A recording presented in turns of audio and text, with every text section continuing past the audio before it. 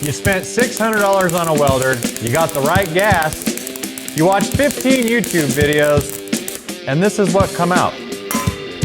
Looks like a seagull flew over and let one rip, right? This is called a bird poop weld, and it is definitely not random. Every single one of these disasters is happening for a specific, fixable reason. By the end of this video, you will know exactly why it's happening and exactly what to do about it. If you have burned through thin metal, got a bead that just sat on top like a caterpillar, or your welds look different every single time, this is your video. Here's what a good weld looks like.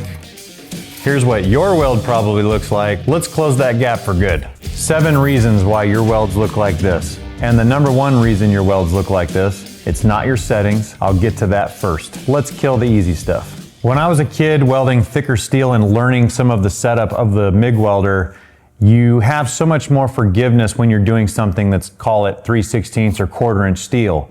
But when you go to 18 gauge and 20 gauge sheet metal, you don't think about the details and what matters on your settings, because having a thicker heat sink and metal that you can have bigger options and stay there longer and just burn it together, there's not really a fine line. But we need to narrow the gap in what you guys are doing and how you have the welder set up so you can aim small, miss small with small 18 to 20 gauge sheet metal.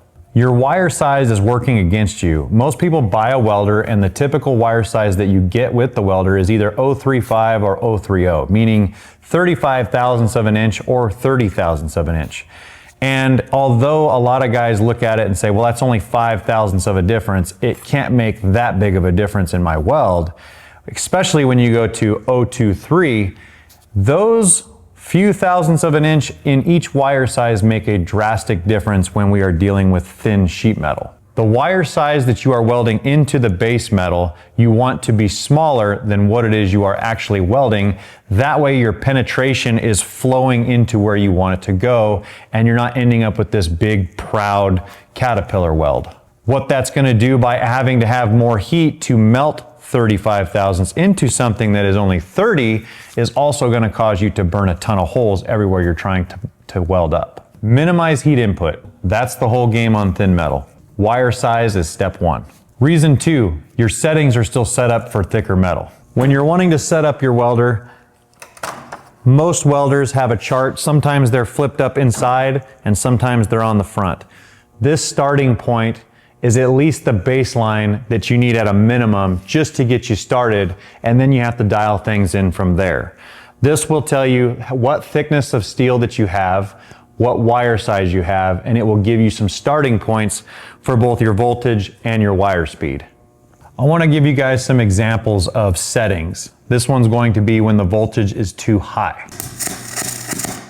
The sound you heard is very loud. When you look at the weld, it's very wide, it has undercut, and that at that point it's too hot and it blew a hole through what we have. The sound here is constant loud popping. Now let's give you an example where the voltage is too low.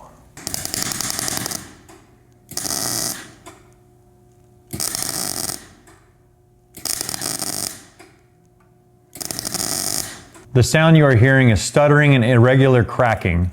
The weld is high, lumpy, and more of a caterpillar bead. It's not penetrating into the metal, and every time you move and you're trying to stack them, it's going to always be wanting to sputter until you have built up the heat in that area. The next one's going to be the wire speed is too fast.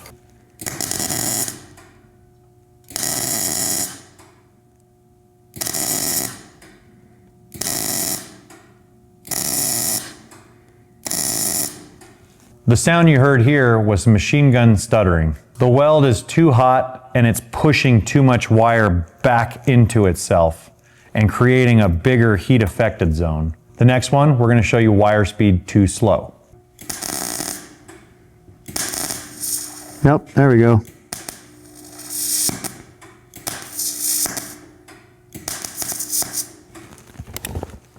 The sound you heard was frying but uneven.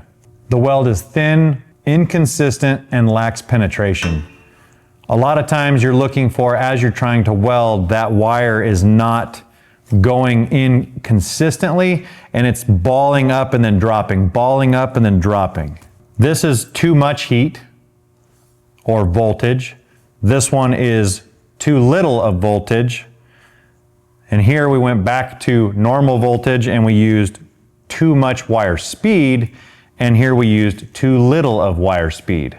When your settings are dialed in, this is what we're looking for sound.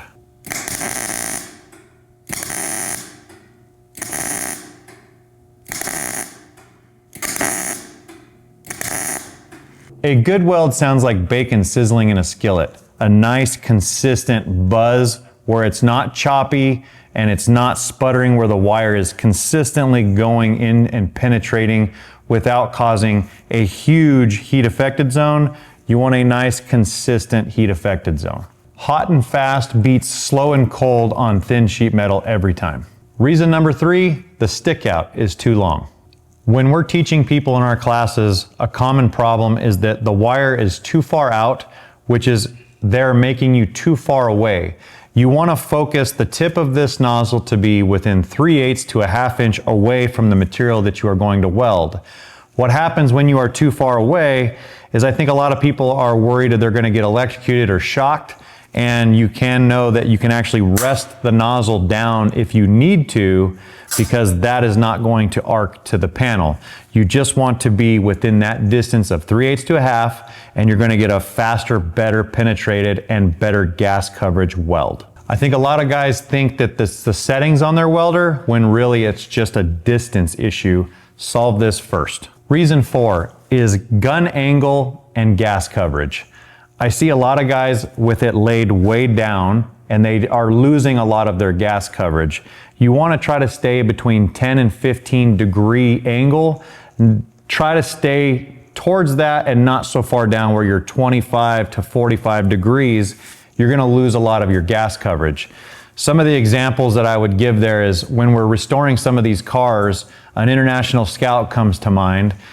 When we look at some of the chassis welds that was done back then in the 70s and even in the 60s, the manufacturing plants would have the doors open, and the wind, if it was blowing that day and you had a little bit of breeze coming through the shop, you would end up losing a lot of your gas coverage. And as soon as you lose some of your gas coverage, some of those chassis would have a lot more porosity in them. So when you look at some of the welds, they have a lot of pinholes and dirtiness. That's because you are not protecting the weld and you're not getting the shielding gas that you need. So having a correct angle is going to give you the correct shield on it, and also being mindful that small breezes in the shop will affect your gas coverage while you're welding. So try to have a good area that's closed off from the environment. On the gauge for your shielding gas, you want to be setting the CFH to about 20 to 25. The reason is a lot of guys see porosity happening and they don't have enough gas coverage. Maybe it was the breeze that day. Maybe it was that you had the shielding gas set too high.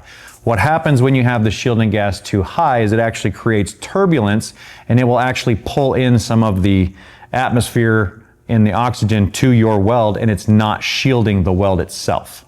And if you have the gas too low, then obviously you're not getting enough shielding in the area that you need, so you're going to end up with more porosity. Some other things that could lead into bad and poor gas coverage would be either a leaky hose coming from your bottle to here. You can use a soapy squirt bottle and check it for bubbles and leaks. You can also pull the tip of the gun apart and make sure that the small holes are actually open and you have all the correct O-rings and they're not ripped or torn. Reason number 6, a lot of times that your metal is dirty.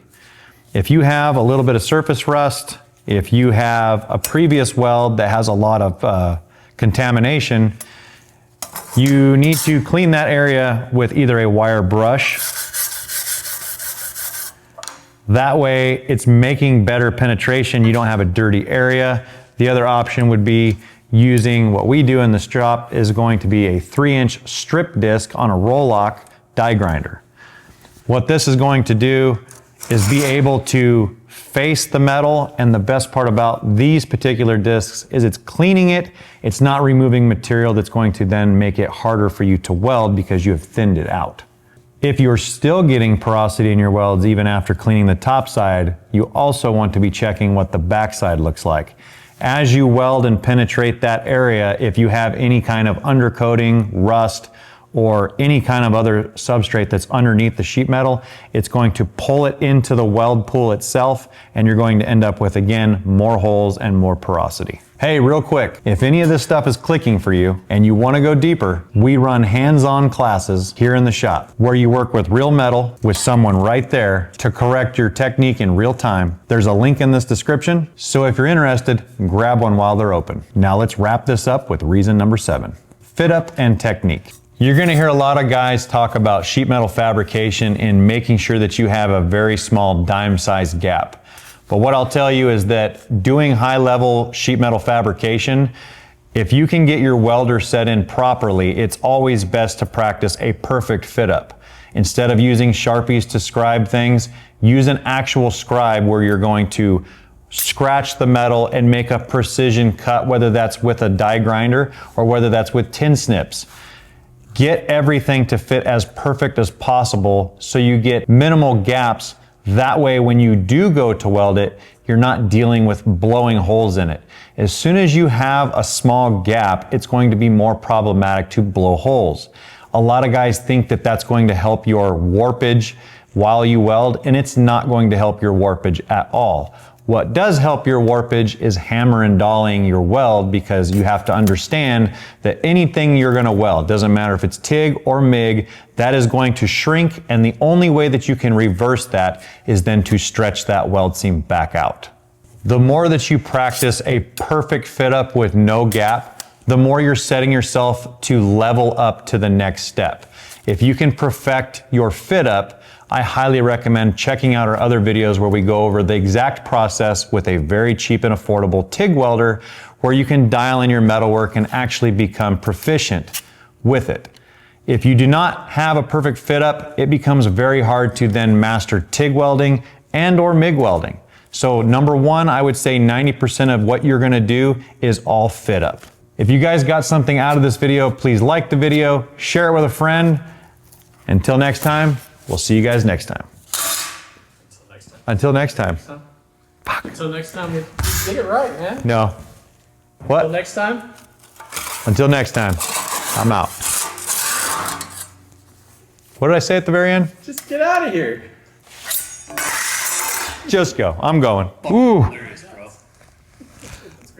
That one would have went through the nutsack. Oh, I don't doubt that's going in there. That was a big one, dude. That's going to the end. Dang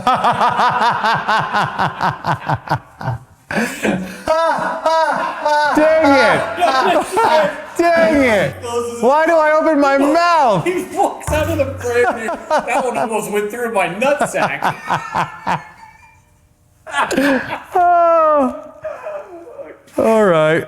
So you want a good weld on this one. Jiminy Christmas.